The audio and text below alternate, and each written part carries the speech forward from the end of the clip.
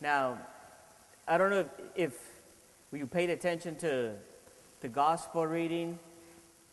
They're not words that we're used to hearing from the mouth of Jesus, huh? We're used to listening. We're used to listening to Jesus. We're used to hearing Jesus say things like, "Love your neighbor." I said it the first night I was here, huh? Love your enemies. Pray for those who persecute you. Turn the other cheek.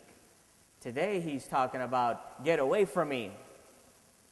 You know, get away from me, those of you who are wicked. Get away from me and go to that place that is prepared for the devil and his angels. Not words that we're used to associating with Jesus. Even just the word judgment. Huh? I think this whole parable, we have to remember that is exactly what it is. No? It's a parable. Jesus is telling a story to the people of his time, using examples that they will understand. That was over 2,000 years ago. There's still truth there, but the examples that he gives maybe don't work as well. I'm from Oakland, California. I don't know what a sheep or a goat looks like. I was telling Brother BJ, who's sitting here tonight, I was telling him that I actually had to YouTube what a sheep was and what a goat was. And I wouldn't tell the difference. I would run away from both of them. Sheeps and goats. But, you know, the first part of the gospel, I think we have to break it down into a few sections. First part of the gospel speaks about Jesus coming as king. Jesus coming as king. I think already there's enough to think about. Is Jesus really king of our lives? Is Jesus really the one that rules the way we live? Do we really live according to his law of love, of forgiveness, of mercy? Is he really the king of our lives, or is he just someone that we really honor? Is he the king of our lives, or is he just someone that died for us and we are very appreciative of? Is he the king of our lives, or is he just the son of God and maybe God, God the Father is the king and we're waiting for him? No, is Jesus really the king? Is he Lord? Do we want to be lorded over? Do we accept a king? Especially a king like him. Do we accept that one that was crucified, one that died for us, one that didn't talk back, one that didn't fight back, one that did not discriminate? Do we want a king like that? Do we want a king that says, everyone, all nations belong to me. All nations I care for. I don't make a difference. As a matter of fact, he does make a difference. And he says that those who are poor, those who are oppressed, the people we likely don't want to give rights to, he gives preference to. Do we want a king like that? Well, Jesus may not be the king we would choose, but he's the king that God chose. Jesus may not be the Lord that we would choose, but he is the Lord that God chose. Jesus may not be the Savior and Redeemer we choose, but it's the Savior and the Redeemer that God chose. Now it's up to us. And he's going to come as king, and he's going to be sitting at his seat. And all the nations before him, and it says he's going to judge them. That's another word that we're not used to listening all the time in the mouth of Jesus. The fact that he will come to judge. As a matter of fact, he sort of sometimes says that he has not come to judge. But he will. And I think we like judges. You ever watch daytime TV? You ever seen how many judges shows on there? Judge Joe Brown is on there. Judge Mathis is on there. Nancy Grace is out there with, I love Nancy Grace. And I was like, what kind of a judge is he? Really? We get used to that. There's of course, there's my favorite one. And I was trying to come up with a phrase to describe my favorite one, you know. And of course, she's the queen of all judges, and it's like, her phrase is, they don't keep me here because I'm 5'10" and beautiful. They keep me here because I'm smart. You know who that is? Not Mother Teresa. That was Father Tom's response.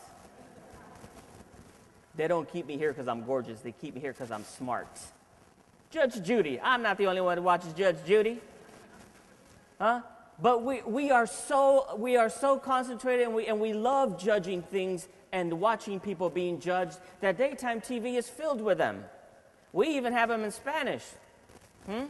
There's a few judges shows in Spanish. No, but in English, there's full of them. And how many? We even got a whole channel dedicated to it. Now we have something now called Court TV. And I'm not saying that we're doing it because we're bad people. It's just the way it is. How many of us have not watched, or at least had interest in watching, a trial on TV? Right?